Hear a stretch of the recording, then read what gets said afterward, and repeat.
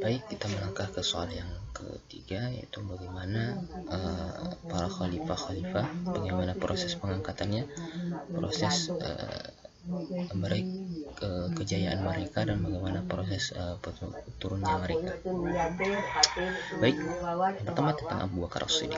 Sama-sama kita tahu bahwa Abu Bakar As-Siddiq ini merupakan orang yang dekat dengan Rasulullah SAW, orang yang selalu bersama Rasulullah SAW. Kemanapun Rasulullah, baik ketika itu hijrah, selalu bersama dengan Rasulullah SAW. Maka ketika Rasulullah SAW meninggal, terjadi perkumpulan di Bani Sa'idah, yaitu antara kaum Muhajirin dan kaum Ansar, yaitu mereka membicarakan siapa pengganti setelah Nabi ini meninggal, atau siapa kepemimpinan siapa lagi nanti ketika Rasulullah SAW telah meninggal. Kemudian kaum Muhajirin mengusulkan Abu Bakar dan Umar bin Khattab sebagai khalifah, dan dari Umar bin Khattab dan Abu Bakar sebagai calon khalifah. Kemudian juga mengusulkan, dan Bani Ansor mengusulkan Sa'ad bin Ubaidah sebagai calon, sebagai anggota, sebagai calon untuk khalifah yang pertama. Jadi keduanya ini memiliki perdebatan yang sangat panas antara siapakah yang pantas menjadi pemimpin pada saat ini. Maka dengan sering bermusyawarah, dengan permusyawaratan yang panas, perdebatan yang panas yang bergejolak, akhirnya terpilihlah Abu Bakar sebagai khalifah. Terpilihlah Abu Bakar sebagai seorang khalifah atau pemimpin setelah Nabi Muhammad SAW. Kenapa demikian? Kenapa Abu Bakar dipilih untuk menjadi khalifah pada waktu itu? Karena Abu Bakar merupakan orang yang terpercaya, orang yang ketika Nabi SAW melaksanakan Isra dan Mi'raj, Abu Bakar inilah yang mempercayai pertama kali peristiwa tersebut. Kemudian ketika Nabi SAW sedang sakit, maka Abu Bakarlah yang menggantikannya ketika dia melaksanakan imam salat. Kemudian Abu Bakar ini juga orangnya memiliki sikap atau sifat yang tegas, sifat yang kuat, tegas, dan kreatif serta imajinatif. Kemudian setelah pembaiatan dari dinasti dari Abu Bakar As-Siddiq ini, beliau juga memiliki kebijakan ketika beliau menjabat, yaitu mulai dari beliau melaksanakan pembukuan Al-Quran, yang ketika itu para muhafiz atau para yang menghafal Al-Quran yang waktu itu sedang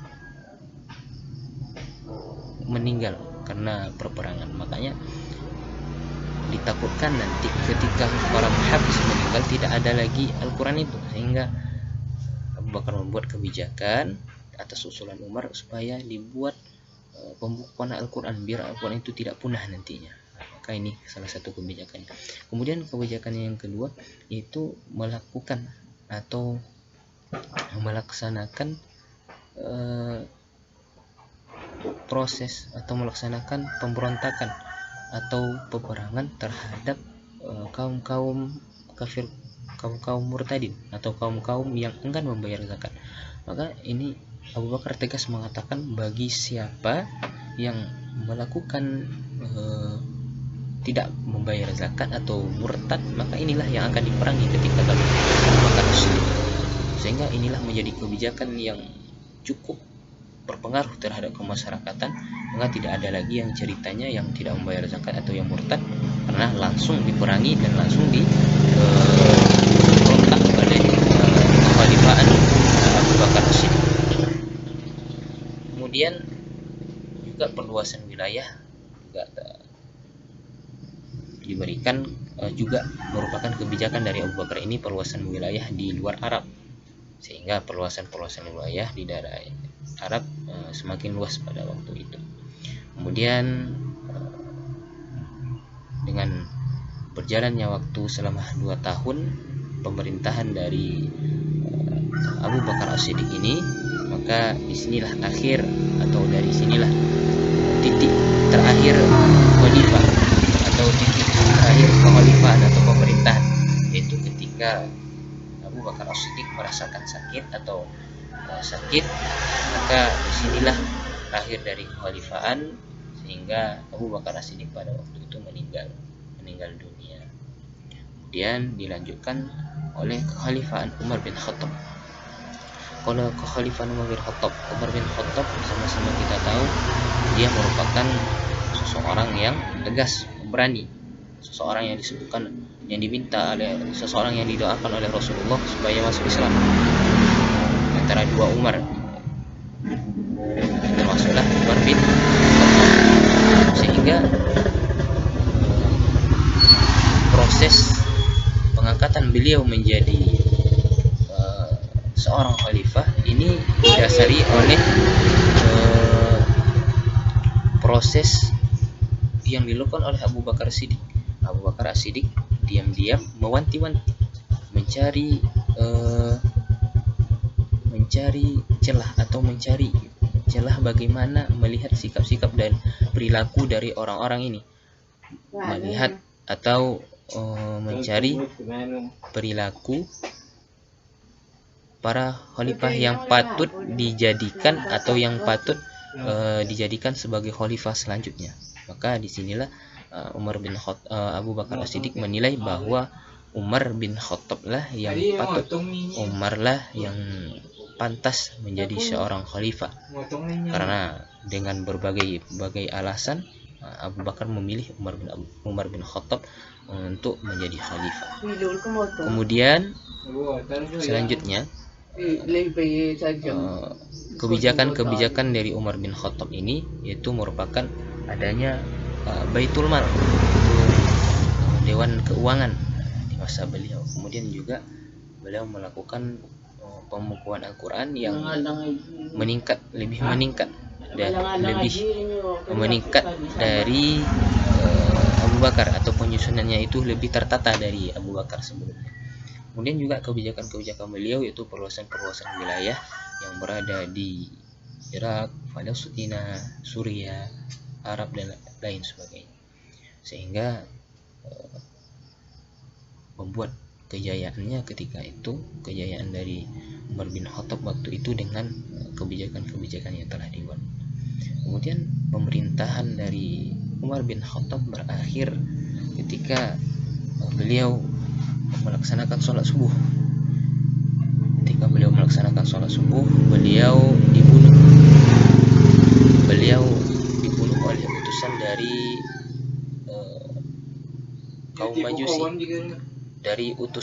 kaum Majusi, yaitu Abu Lu'lu'ah, yang ketika itu Umar bin Khattab sedang melaksanakan sholat subuh. Kemudian ketika sujud langsung dibunuh oleh Abu Lu'lu'ah ini, sehingga pada tanggal 23 kalau nggak salah 23 Zulhijjah ini terbunuhlah Khalifah Umar bin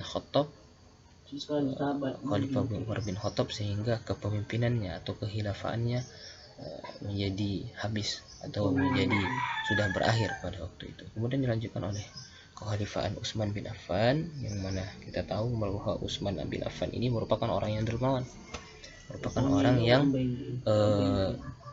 arif, orang yang bijaksana, kemudian orang yang disukai oleh rakyat. Proses pengangkatan dari Utsman bin Affan ini yaitu adanya musyawarah yang dilakukan oleh Umar bin Khattab, yaitu musyawarah yang dinamakan dengan Majelis Syura. Majelis Syura ini terdiri dari 6 orang. Ada Ali bin Abi Thalib, ada Utsman bin Affan, ada Talha bin Ubaidillah, Zubair bin Awam, Abdurrahman bin Auf. Ada 6 orang. Jadi ke-6 orang ini yang akan nantinya bakal calon untuk menjadi khalifah selanjutnya. Jadi inilah bakal calon mereka yang akan menjadi atau mencalonkan diri untuk nantinya terpilih menjadi khalifah setelah penggantian Umar ini. Kemudian setelah bermusyawarah, kemudian di dalam riwayat Al-Madani juga disebutkan bahwa Sa'id bin Zaid ini juga ada termasuk ke dalam calon dari kekhalifahan, cuman ini tidak diterima oleh yang lain. Kemudian juga ada yang mengusulkan bahwa anak dari Umar bin Khattab, anak paman dari Umar bin Khattab yang akan layak menjadi seorang khalifah, itulah yang akan diangkat. Cuman karena nanti takutnya ada pemahaman yang mengatakan bahwa khalifah ini tidak diberikan kepada keturunan atau lain sebagainya, makanya tidak diterima.